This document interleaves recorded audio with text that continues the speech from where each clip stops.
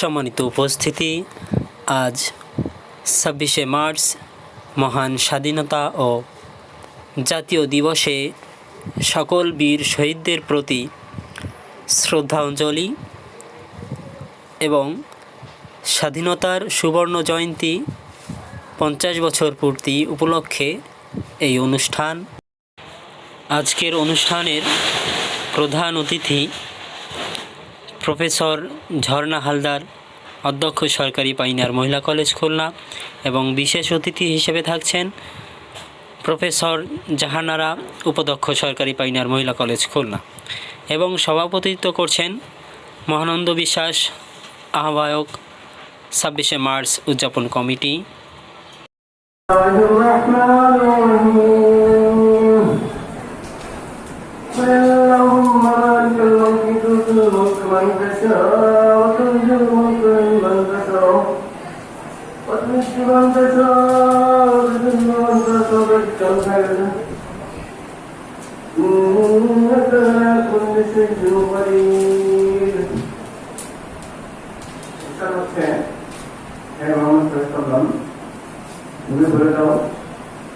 সমস্ত ক্ষমতার মালিক আল্লাহ, তিনি যাকে ইচ্ছা করেন রাজত্ব দেন, যাকে ইচ্ছা করে রাজত্ব ছিনিয়ে নেন, এবং যাকে ইচ্ছা করেন মৃত্যু দান করেন, জীবিত রাখেন, যাকে ইচ্ছা করেন মৃত্যু প্রদান করেন।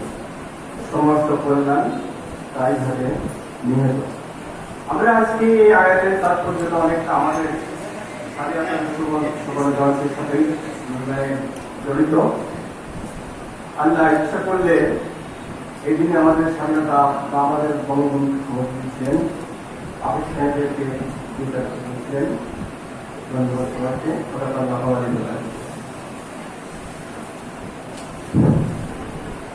এখন পবিত্র গীতা থেকে পাঠ করছেন শিমুলান বাগচি, সমাজ কল্যাণ বিভাগ।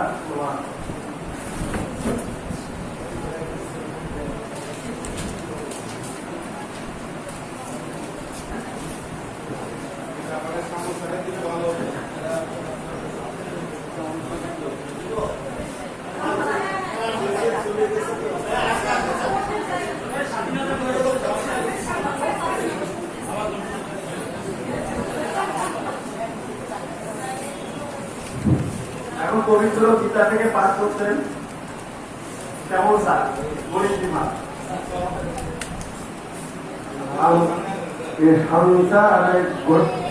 ঘোষিত নাম আবার পরিবর্তন করে দিল। যাই হোক, ধন্যবাদ।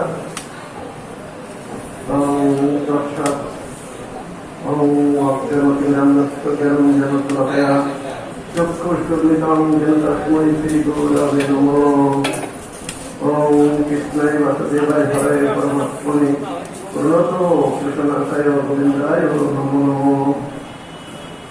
নারায়ণং নমস্কৃত্যং শ্রীগুণোত্তমং দেবীং সরস্বতীং ব্যাসং ততোজয়ং মুদিরহতে। ওম নমো ভগবতে বাসুদেবায়। অত 37 ও 39তম শ্লোক। নহি জ্ঞানেন সদৃশং পবিত্র মূল বিদ্যতে তৎস্বয়ং দশম সূত্র কারণস্মানি বিন্দতি শ্রদ্ধাবান রগত জ্ঞানং তৎকর্মসং যতন্দ্রিয় জ্ঞানং লব্ধা পরম শান্তি মতের মতী। ভগবান শ্রীকৃষ্ণ বলেছেন, জ্ঞানের ন্যায় পবিত্র ইহলোকে আর কিছুই নাই। সং যতন্দ্রিয় সাধন তৎপর ও শ্রদ্ধাবান ব্যক্তি জ্ঞান লাভ করে অতিরিক্ত তিনি পরম শান্তির অধিকারী হন। ওম সর্বভূত সুখী ও সর্বস্বন্ত নিরাময়া সর্বে ভদ্রাণী পশ্যন্তি মা কষ্টের দুঃখভাগ ভাবে। সকলে সুখী হোক, নিরোগ হোক, কেউ যেন দুঃখ ভোগ না করে। ওম শান্তি, ওম শান্তি, ওম শান্তি। ধন্যবাদ।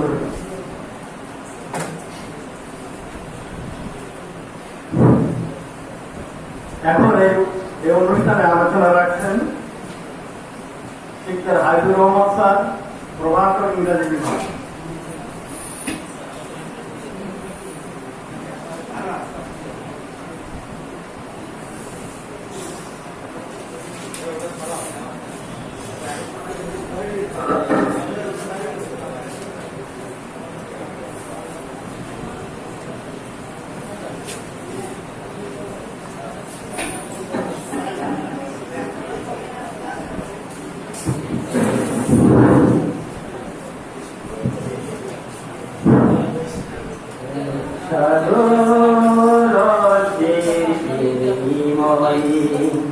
বাংলার স্বাধীনতার যারা আমরা তোমাদের ভুলবো না,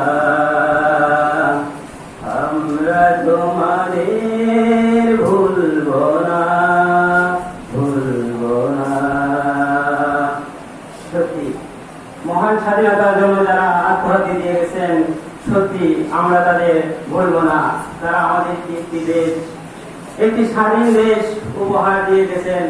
বিনম্র শ্রদ্ধা জানাচ্ছি তাদেরকে স্বাধীনতার সুবর্ণ জয়ন্তীতে। আজ কেন যেন সকাল থেকে আমার নিজের কাছে খুব খুশি লাগছে, খুব খুশি, খুব খুশি। আমি নিজেকে বুঝতেই পারছি না কেন একটা আনন্দ, এত আনন্দ আজ আমার মধ্যে বিরাজ করছে। হয়তো বা হতে পারে আজ বাংলার স্বাধীনতা দিবস, একটি স্বাধীন ভূখণ্ডে আমরা বসবাস করছি, হতে পারে। এই জন্য মহান স্বাধীনতা দিবস 2021 অনুষ্ঠানের সরকারি ফাইনাল কলেজে আয়োজিত আজকের অনুষ্ঠানের প্রধান অতিথি পদ্ম কলেজের উপাচার্য মহোদয় প্রফেসর জাহানা হালদার, বিশেষ অতিথি হিসাবে উপস্থিত আছেন প্রফেসর জাহানারা। আজকের অনুষ্ঠানের সভাপতির মঞ্চে অবস্থিত আছেন পদ্ম কলেজের সহকারী অধ্যাপক জনাব মহানন্দ বিশ্বাস। আমার সিনিয়র শিক্ষকবৃন্দ ও জুনিয়র সবাই প্রতি রইল আমার সবাইকে জানাচ্ছি আমি স্বাধীনতা দিবসে বিশেষ শুভেচ্ছা, আগ্রহ শুভেচ্ছা। তো স্বাধীনতা এখানে আমার আলোচনা আছে একটু। আসলে স্বাধীন কি? মানুষের মৌলিক অধিকার পাওয়ার জন্য যে আকাঙ্ক্ষা, অর্থাৎ মানুষ যে অধিকার পাওয়া উচিত সেটা যদি সে স্বাভাবিকভাবে পেতে পারে, সেই ক্ষেত্রে আসলে সে স্বাধীন। আর স্বাধীনতা মানে এটা না যে আমি কাঁদতে চেয়েছি কিন্তু কাঁদতে পারিনি। আমার ক্ষুধা আছে, আমি বলতে পারি আমার ক্ষুধা লেগেছে, এটা আমার স্বাধীনতা। কিন্তু আমার ক্ষুধা আছে, আমি ক্ষুধার কথা বলতে পারছি না, এভাবে সহ্য করতে হচ্ছে।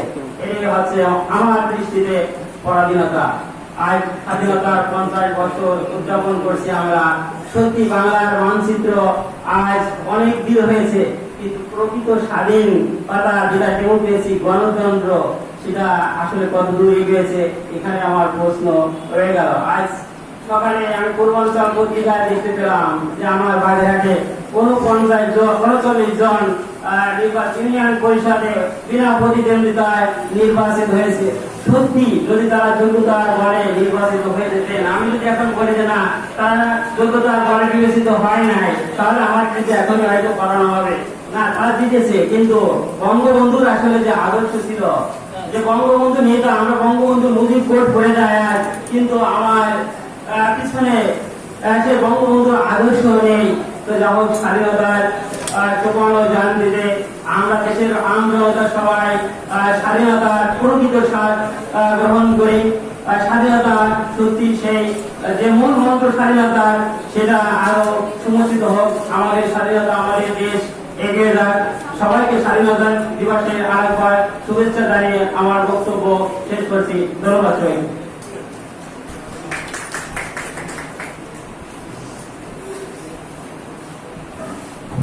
এখন বক্তব্য রাখার জন্য অনুরোধ রাখছি Mohammad Shamim Azad sir.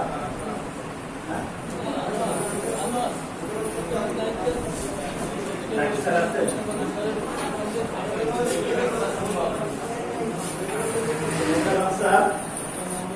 Doctor Mohammad sir, সহকারী অধ্যাপক,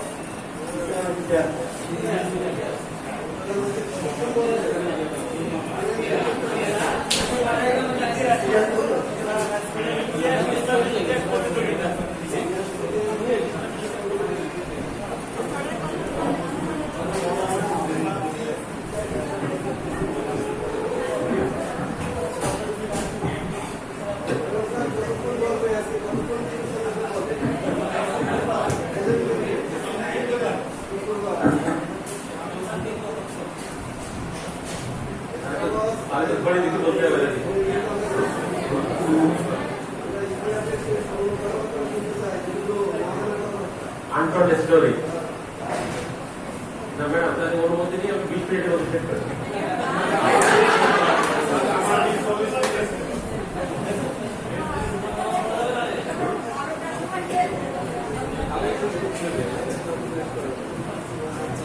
স্বাধীনতার সুবর্ণ জয়ন্তী উপলক্ষে আজকের এই আলোচনা সভার প্রধান অতিথি অত্তর কলেজের অধ্যক্ষ প্রফেসর ঝর্ণা হালদার, মঞ্চে উপবিষ্ট আছেন উপাধ্যক্ষ প্রফেসর জাহানারা এবং শিক্ষক পরিষদের সর্বাধিনায়ক এবং আমাদের এই উদযাপন কমিটির আহ্বায়ক জনাব মহানন্দ বিশ্বাস এবং সামনে আমার শ্রদ্ধেয় সহকর্মীবৃন্দ, আসসালামু আলাইকুম। এখন স্বাধীনতা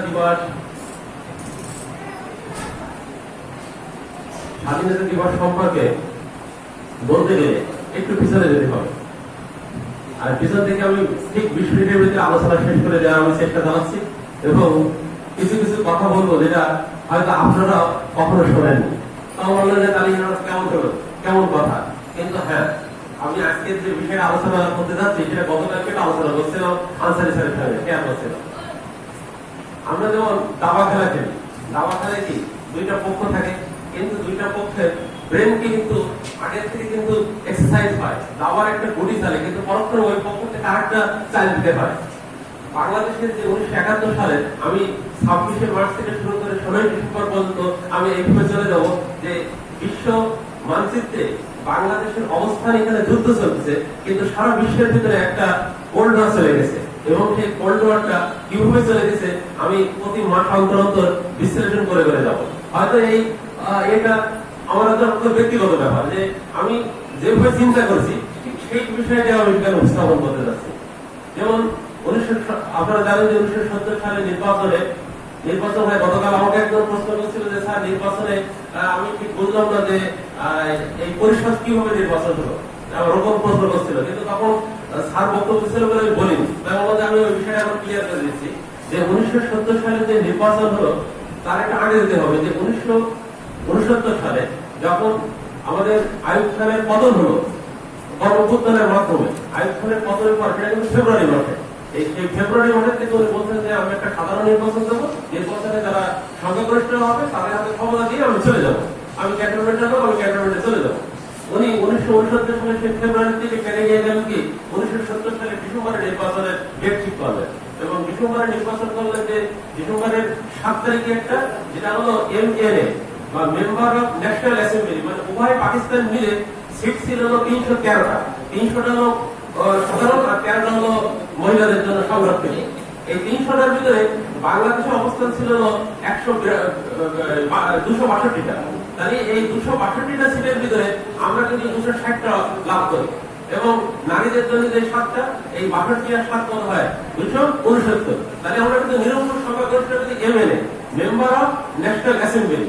এবার হলো প্রাদেশিক পরিষদ ছিল, এই প্রাদেশিক পরিষদে আমাদের ছিল 300 আসন।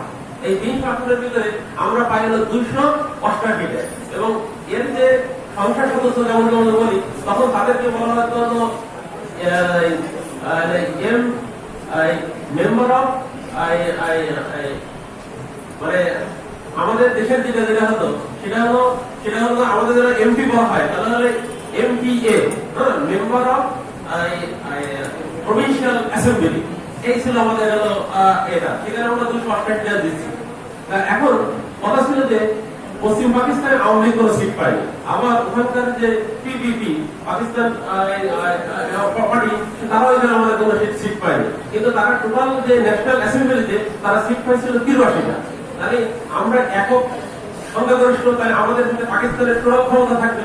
তখন পাকিস্তানের তাল বাহার সুযোগ থাকলো যে আমরা প্রথম হলো যে ফেব্রুয়ারি মাসে সে বলছিল আমরা ন্যাশনাল অ্যাসেম্বলিতে আমরা কল করছিল, তারা সম্ভাবনা ঠিক আছে আমরা মার্চের 2 তারিখ আর মার্চের 1 তারিখে তারা বললো যে এই এটা অনির্দিষ্টকালের জন্য বন্ধ থাকবে। তখন 2 তারিখে ঢাকা হরতাল হলো, 3 তারিখে আমাদের প্রদেশব্যাপী হরতাল হলো।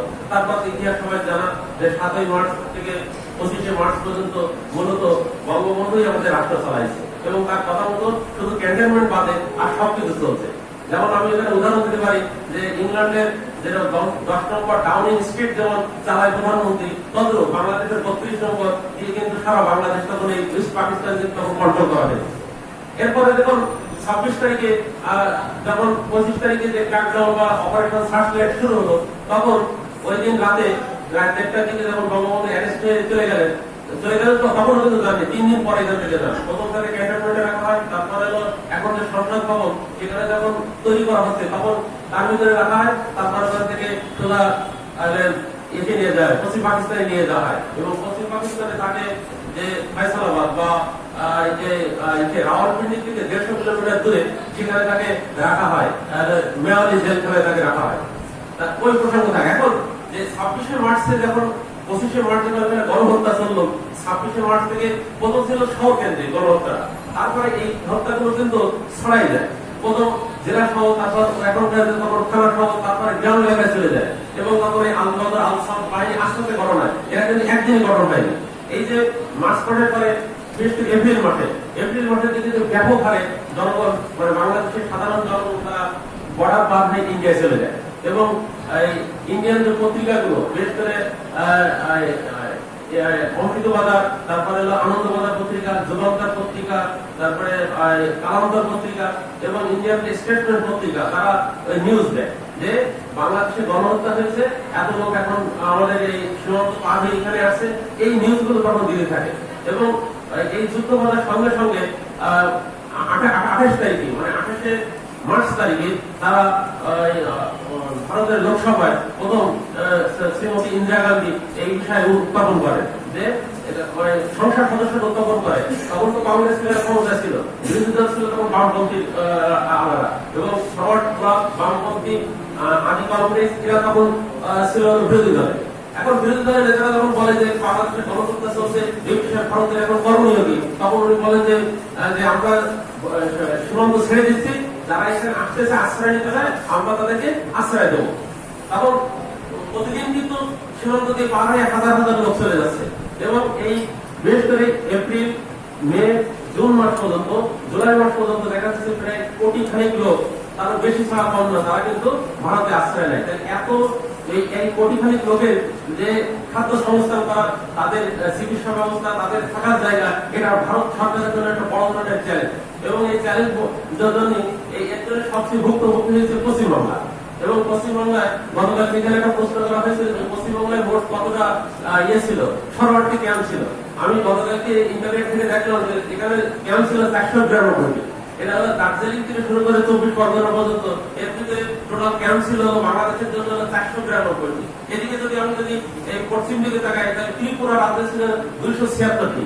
এই হলো বাংলাদেশে আমাদের যে রোহিঙ্গা ক্যাম্প আছে, বাংলাদেশের যে শরণার্থী ক্যাম্প ছিল ভারতের এই এলাকাগুলো। এবং এই ক্যাম্পগুলোতে ভারত তখন দেখছে যে আমাকে এই তাদের স্ট্র্যাটেজি ছিল যে আমরা এই শরণার্থীকে আশ্রয় দেবো এবং এই শরণার্থীর বিষয়টাকে আন্তর্জাতিক অঙ্গনে তুলে ধরবো। এবং সত্যি তারা শ্রীমতী ইন্দিরা গান্ধী তিনি কি করছেন যে এই শরণার্থীদের সমস্যাটা আন্তর্জাতিক ভাবে তিনি তুলে ধরছেন যে বাংলাদেশ থেকে এখানে গণহত্যা চলছে, এখানে এই যে শরণার্থী, আমি এত শরণার্থী কিভাবে করবো। এবং উনি দেখা যাচ্ছে যে 73টা দেশের কাছে চিঠি দিচ্ছে এবং 73টা দেশের থেকে সহায়তা আসছে। এবং এখানে মজার ব্যাপার যে এই সহায়তাগুলো সবচেয়ে কিন্তু মার্কিন যুক্তরাষ্ট্র বেশি দিয়েছে। আবার এই আমাদের যুদ্ধে সবচেয়ে বিরোধিতার জন্য মার্কিন যুক্তরাষ্ট্র প্রশাসন করছে, কিন্তু মার্কিন যুক্তরাষ্ট্রের জনগণ, মার্কিন যুক্তরাষ্ট্রের তৎকালীন যে বিরোধী দলের ছিল ডেমোক্র্যাট সদস্যরা, তারা কিন্তু আমাদের পক্ষে ছিল।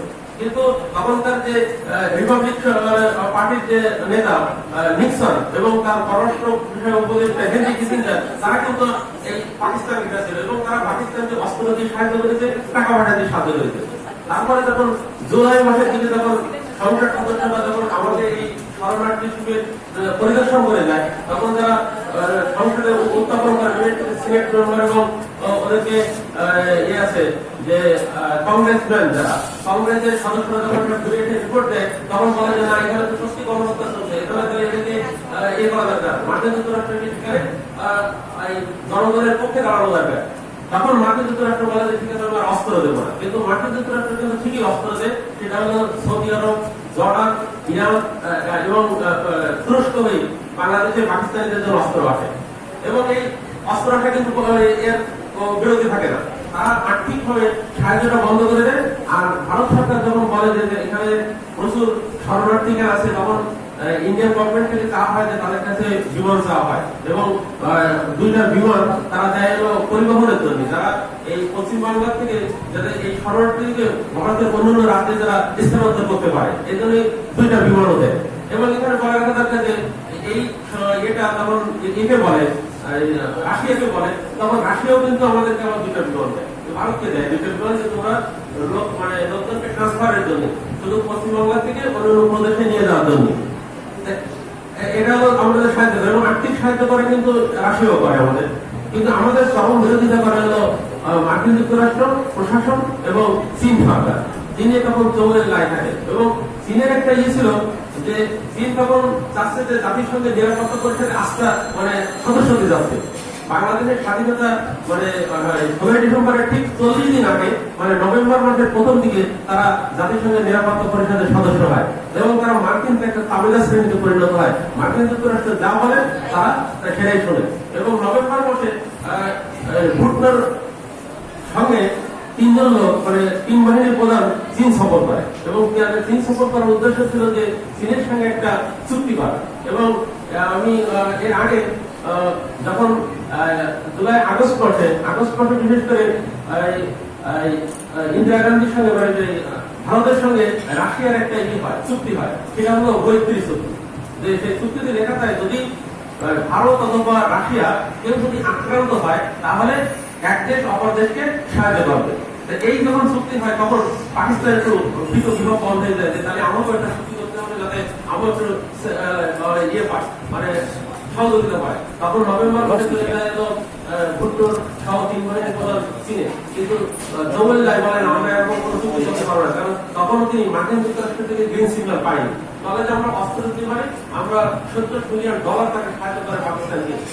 কিন্তু বাংলাদেশের মুক্তিযুদ্ধ এখানে যে গণহত্যা চলছে বা এইসব কোনো বিষয়ে তিনি গ্রুপ করে না এবং চীন কিন্তু আমাদের সবচেয়ে বিরোধিতা করে এবং এই বিরোধিতার কারণ ছিল যে চীনের সমাজতন্ত্র রাশিয়ার সমাজতন্ত্র, কিন্তু রাশিয়ার দিকে সাপোর্ট করে চীন দিকে মনে করে এটা আমার শত্রু, আর চীন দিকে সাপোর্ট করে রাশিয়া মনে করে আমাদের এটা শত্রু। এবং বাড়ির কথা শত্রু তো সবাই রাখতে চায়।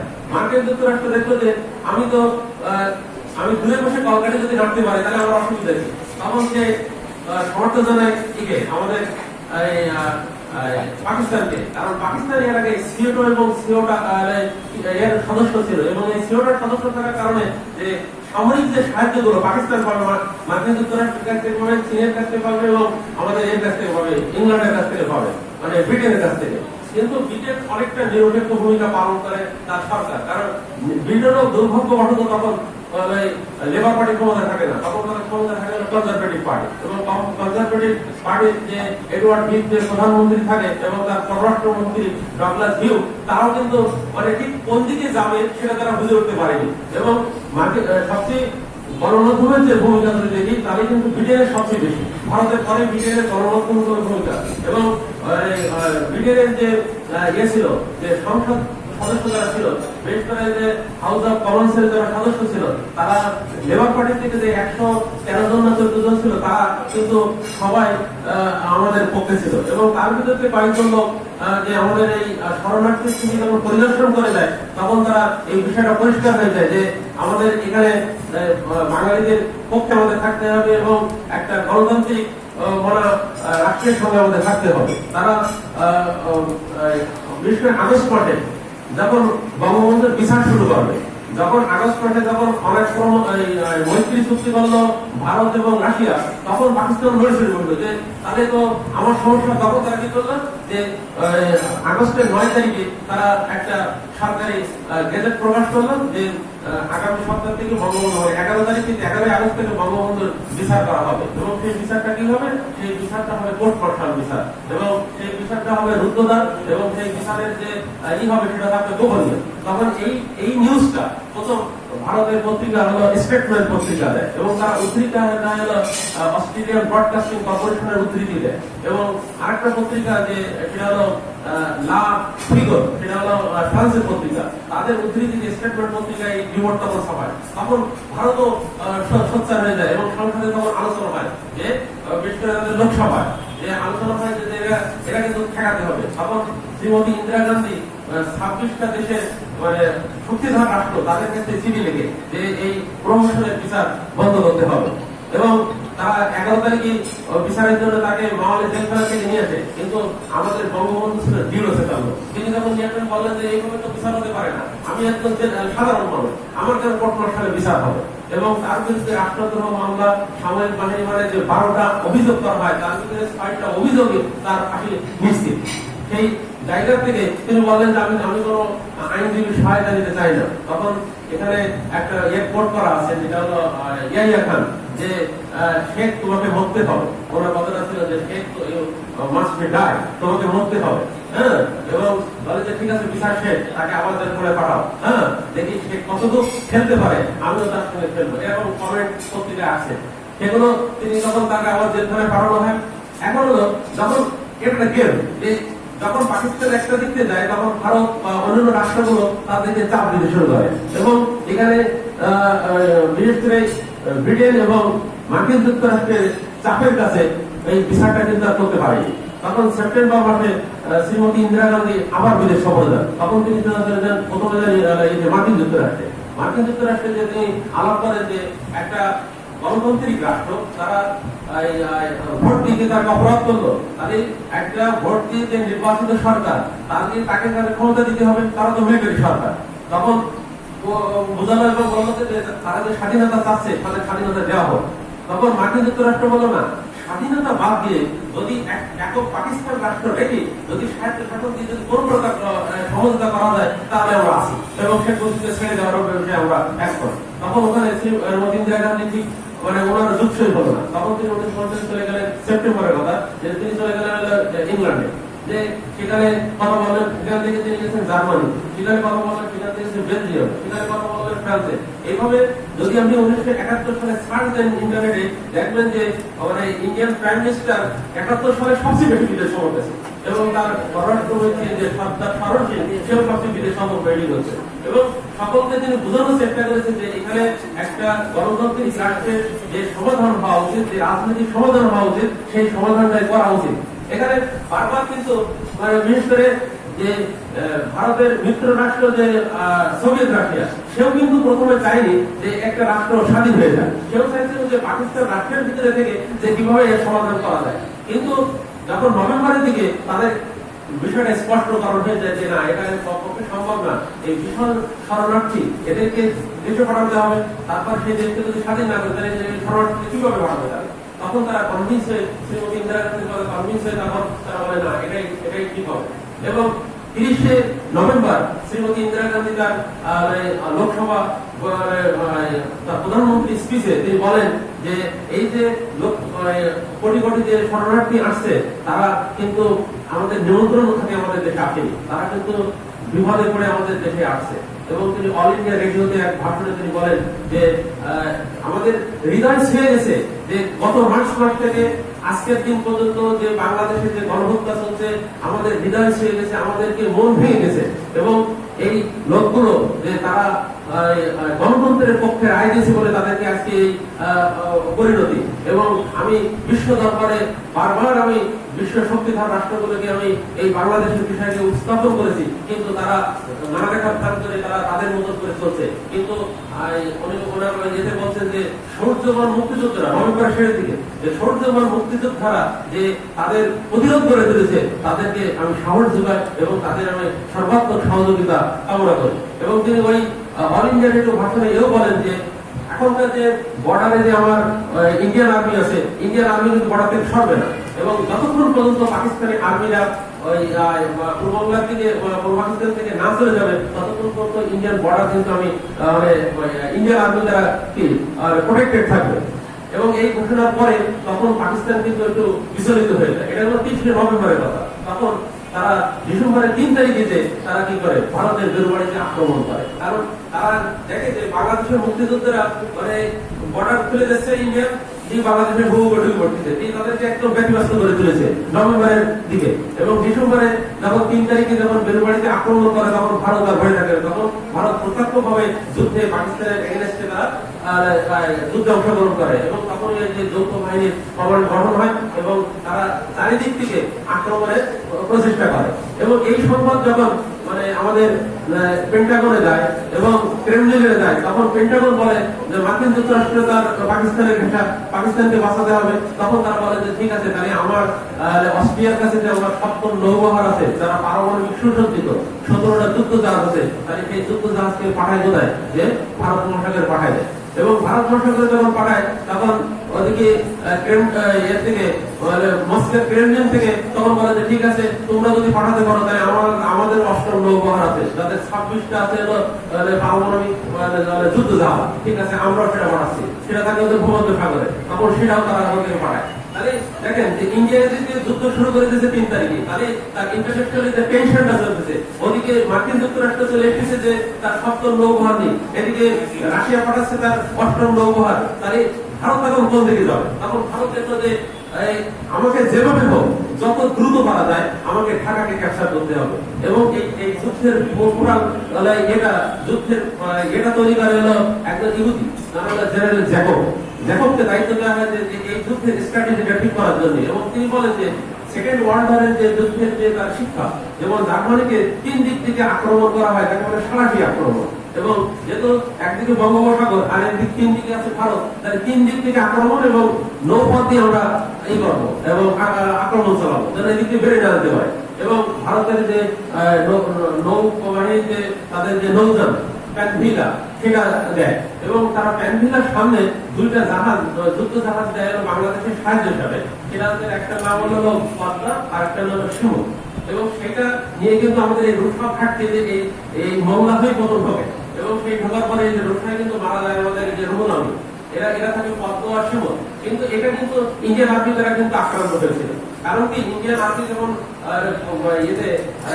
15 তারিখে 14 তারিখের দিকে যখন যশোর থেকে এদিকে আসে, তখন এই যশোর থেকে কিন্তু পাকিস্তান আর্মি বলে গেল যে ইন্ডিয়াতে তো আক্রমণ করে না, আমাদের বাঁচার জন্য খুলনা হয়ে সমুদ্র পাড়ি বেড়ে যেতে হবে। তখন তারা এই খুলনার দিকে আসে। এবং আপনারা জানেন যে এই যে আমাদের শিরোমণিতে যে হয় ট্যাঙ্ক ব্যাটেল, যেটা এখনো বিভিন্ন দেশে পড়ানো হয়, যে ট্যাঙ্ক ব্যাটেল অফ শিরোমণি, যেখানে সত্যি সত্যি যুদ্ধ হয়েছিল এবং অসংখ্য লোক মারা গেছিল। এবং ইন্ডিয়া এবং পাকিস্তান আর্মির ভিতরে এখানে এই যুদ্ধটা হয়। এবং এই যুদ্ধের তিনি নেতৃত্ব দেন, আমি গতকাল বলছিলাম, তার নাম হলো রণবীর সিং, লেফটেন্যান্ট জেনারেল রণবীর সিং। তার নেতৃত্বে এর থেকে আসে আমাদের যশোর ক্যান্টনমেন্ট তারা দখল করার পরে তারা এদিকে মার্চ করে চলে আসে। তখন এই শিরোমণিতে যখন হয়, এদিকে নৌঘাটির দিকে প্যানভিলা চলে এসেছে, মানে এরা তারা মাঝখানে পড়ে যায়। তখন এই যে 2টা যুদ্ধ জাহাজ, যেটা হলো পদ্মা এবং শিমুল, আমাদের আক্রান্ত হয়। এটা হলো এটা ভুল করে, কারণ এটা কোনো মেসেজ ছিল না। যার ফলে আমাদের যে মুক্তিযোদ্ধারা তারা সাধারণত এখানে মেজর জলিল এবং 8 নম্বর সেক্টরের মেজর এম এ মঞ্জুর, তাদের নির্দেশের অপেক্ষা ছিল, কিন্তু তারা কোনো নির্দেশ দিতে পারেনি। যার ফলে ভুল বুঝে তারা এখানে যে আক্রমণ করে নৌ গাড়িতে জাহাজে আক্রমণ করে, তাতে আমাদের রঘুনামের আত্মাহতি হয় যার জন্য। এখন এই যে ইন্টারন্যাশনাল টেনশনটা, যে বড় বড় রাষ্ট্রপতিরা জড়িত হয়ে গেছে, তাহলে কি হবে? তখন মার্কিন যুক্তরাষ্ট্র জাতিসংঘে তারা করে যে এই প্রস্তাব দেয়, যুদ্ধবিরতির প্রস্তাব। তখন আমাদের রাশিয়া বলে কেন এটা ভেটো দেবে রাশিয়া, আর রাশিয়া ভেটো দিলে গেলে আমাদের মুক্তিযোদ্ধারা এবং ভারতীয় সৈন্যরা যারা এখানে যুদ্ধ করছে তাদের মনে চাঙ্গা হয় যে না, যুদ্ধবিরতি আমরা খুব অল্প সময়ের ভিতরে ঢাকা সহ বাংলাদেশটা করে ক্যাপচার করে ফেলতে পারবো। এবং এটা তারা 5 তারিখে দেয়, 5 তারিখে প্রস্তাব দেয় যুদ্ধবিরতি, এবং 5 তারিখ, 7 তারিখ, 13 তারিখ পরপর 3 বার তারা যুদ্ধবিরতির প্রস্তাব দেয়। এবং এই প্রতিবারই আমাদের রাশিয়া আমাদেরকে বাঁচায়, এবং রাশিয়া প্রতিবারই ভেটো দেয়। এরপরে এলো চীন, মার্কিন যুক্তরাষ্ট্রকে চীন দিয়ে আমার প্রস্তাব দেয় যে ঠিক আছে তুমি ওটা তোলো। তখন এই যুদ্ধবিরতির প্রস্তাব চীন আমাদের রাশিয়া 2টা প্রস্তাব দেয় যে যুদ্ধবিরতি ঠিক আছে হবে, কিন্তু পাকিস্তান থেকে সমস্ত সৈন্য অপসারণ করতে হবে এবং একটা রাজনৈতিক সমাধান করে করতে হবে, নির্বাচিত সরকারের হাতে ক্ষমতা এই স্বাধীনতা দিতে হবে। তখন চীন এখানে ভেটো দেয়, কারণ মার্কিন চীন এখানে আমার ভেটো দেয় 13 তারিখে এসে যে না, তা হবে না। চীন আমাদের 2 বার ভেটো দেয়, এবং সেটাও কি হয় অবশ্যই যে 16 ডিসেম্বর আমাদের মানচিত্রে উদিত হয় নতুন একটা স্বাধীন দেশ। তারপরে যে আত্মসমর্পণের পরে যে আমাদের বিকেল 3টায় যে আমির আব্দুল্লাহ খান নিয়াজি, লেফটেন্যান্ট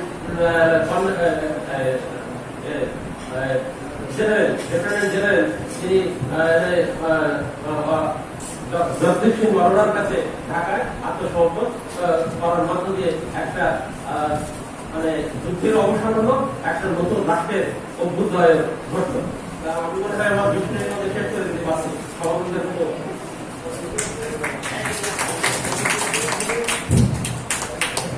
এতক্ষণ আমরা অত্যন্ত তথ্যভিত্তিক মূল্যবান বক্তব্য শুনলাম তার কাছ থেকে।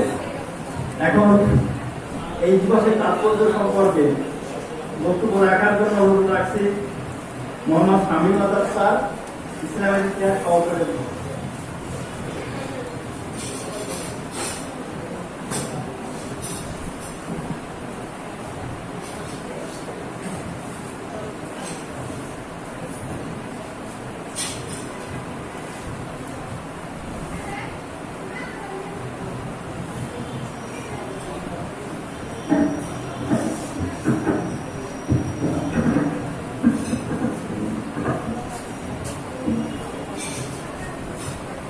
সম্মানিত সভাপতি,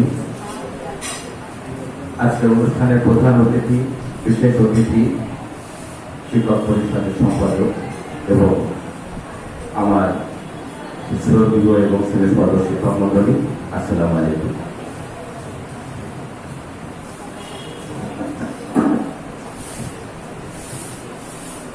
আমরা অত্যন্ত সৌভাগ্যবান যে আমরা স্বাধীনতার সুবর্ণ জয়ন্তী পালন করার মধ্যে একটি গৌরব উজ্জ্বল এবং একটি ঐতিহাসিক মুহূর্তে এই মুহূর্তে অবস্থান করছি। সুবর্ণ জয়ন্তী অবশ্যই একটি ঐতিহাসিক মুহূর্ত, যে কোনো জাতির জন্য, যে কোনো মানুষের জন্য একটি স্মরণীয় মুহূর্ত। আমরা সেই দিনটি আজকে উদযাপন করছি। যে দিনটি আমরা উদযাপন করছি 26শে মার্চ, ঠিক তার আগ মুহূর্তে অর্থাৎ 25শে মার্চ আমরা গণহত্যা দিবস পালন করেছি। কিন্তু গণহত্যা দিবস 25শে মার্চ হলেও 26শে মার্চ অর্থাৎ আমাদের স্বাধীনতা দিবসের একেবারে প্রথম প্রহরী হয়। কারণ 26শে মার্চের ভিতরেই আসলে এই হত্যাটি হয়েছিল। অর্থাৎ 26শে মার্চ যখন শুরু হয়েছে, ঠিক মূল হত্যাকাণ্ডটি আসলে সেই সময় সংঘটিত হয়েছিল। তো ডক্টর মোকাররম হোসেন আমাদের 9 মাসের স্বাধীনতা সংগ্রামের একটি ধারাবাহিক এবং আন্তর্জাতিক যে রাজনীতি চলছিল তার একটি সুন্দর চিত্র আমাদের সামনে। বড় কোনো গণহত্যা হয়েছিল সারা পৃথিবীতে, সেটা রুয়ান্ডার গণহত্যা থেকে শুরু করে অন্যান্য গণহত্যা। তার ভিতরে উল্লেখযোগ্য 5টি গণহত্যার ভিতর বাংলাদেশের গণহত্যা ছিল। আমরা ঠিক 25শে মার্চে যেটা দেখেছি যে রাজারবাগ পুলিশ লাইন, বিশেষত ঢাকা বিশ্ববিদ্যালয়ের রোকেয়া হলে আগুন ধরিয়ে দেওয়া হয়েছিল। আগুন ধরিয়ে দেওয়া হয়েছিল, ছাত্রীরা দৌড়ে বের হচ্ছে, সেখানে বিরাজ করা হয়েছিল। জগন্নাথ হলে ভীষণ হত্যাকাণ্ড করা হয়েছিল। আমরা তথ্যটা কিভাবে পাই? আমরা দেখেছি যে পাকিস্তানের সামরিক ইউনিট একেবারে তার 88তম ইউনিটের সঙ্গে যে ওয়ারলেসে কথাবার্তা হচ্ছে, এর রেকর্ডটি পরবর্তীতে থেকে গিয়েছিল। সেই রেকর্ড থেকে দেখা যায় যে সেখানে বলা হচ্ছে যে ঢাকা বিশ্ববিদ্যালয়ের অসংখ্য। প্রিয় ভিউয়ার্স, অবশ্যই সাবস্ক্রাইব করতে ভুলবেন না।